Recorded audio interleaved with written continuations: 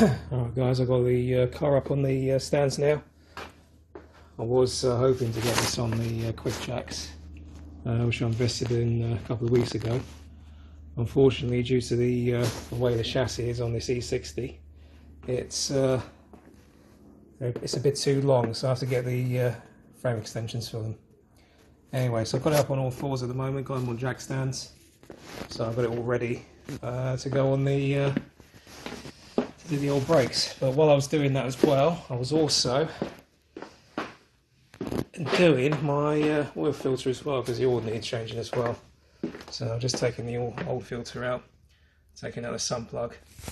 I'm going to replace the old filter housing as well. I ordered one off Blueprint ages ago.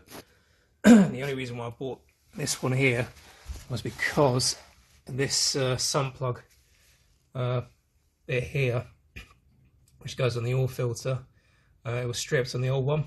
It was the original BMW part, and obviously whoever tightened it too much. So I ended up buying a temporary one anyway, which is from Blueprint.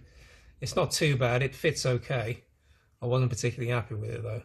But luckily I bought a replacement one off Autodoc. And the brand new one is this one here. So it's a Xengst filter, which is actually the original one on the BMW one. And here it is, right here. The other thing with this as well is this is actually a genuine BMW part, because when you actually look inside there, it's actually got the BMW stamps and the part numbers on there as well. Anyway, I'm just going to get this set up and just pre-saturate the filter and put some oil in there. Alright guys, hopefully you can see what I'm doing here. So I've got my new oil filter housing. As I mentioned, this was the, I don't know how you pronounce this, but it's Xengst. But this actually is the OEM one that's supplied to BMW. And this one here actually has the stamps on the inside inserted in there. It'll be a bit difficult to see and show you on the actual video camera here. But they actually got the BMW stamp and the part numbers on there. I do apologise for the camera as well, it's probably not the best quality either. I do need to look into some proper video recording equipment so I can do a little bit more sort of YouTube. So what I'm going to do first is just pre-saturate the filter housing here, so I'm just put a little bit of oil in there, just so when I do start the car for the first time, once I've done the oil change, it builds up the oil pressure a lot quicker. So I'll just get that done now. I'm putting about probably just approximately about maybe just quarter of a litre, or maybe just about half a litre maybe. I'm going to fill up to the point where I can just get just about enough in there. Hopefully not with anything spilling everywhere as well.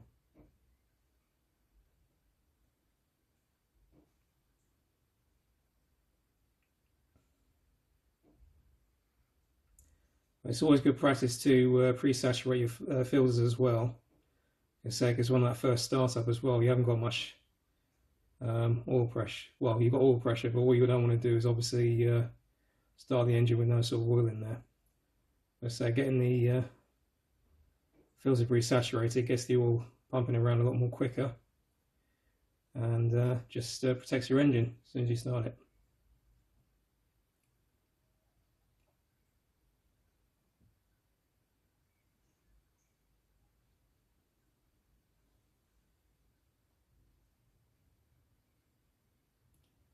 So one of the things you need as well is a lot of patience. I'm not using a very big funnel here, just using a small one there because it just goes in nicely into the little gap there, and saves actually having any oil spilling everywhere.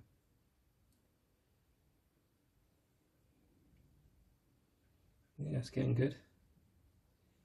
Ooh, a bit too much there. There, you lost it.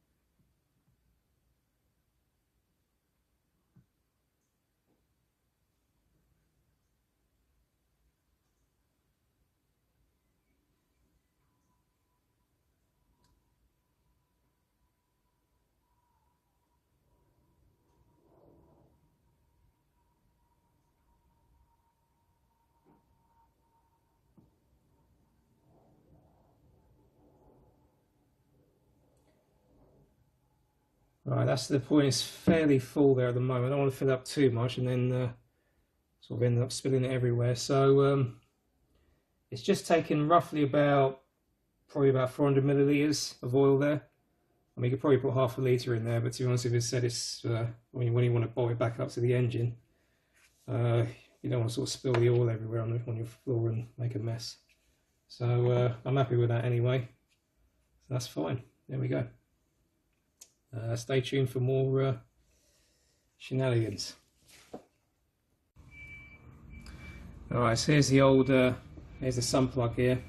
So that's the original one. Normally with these you want to make sure that you don't over tighten these, because number one will happen is you'll end up stripping the threads on your oil pan at the bottom on there. And secondly, if you strip the inside of this as well, which has got a hex on there, this takes a hex, I think it's a hex 8 size. If you tighten this up too much, you end up rounding this off as well, and that'll cause you a bit of problems there. So at the moment this all looks pretty good so far. I mean, I'm not going to replace this one at the moment. I think what I'll probably do on the next oil change is I'll probably get a new one, but this should be fine anyway. As I said, I don't go heavily mad with the torque anyway. There is a torque figure for this. I can't exactly remember what it is, but I mean, normally when you tighten it up, you can normally feel when it's tight anyway. So there we go.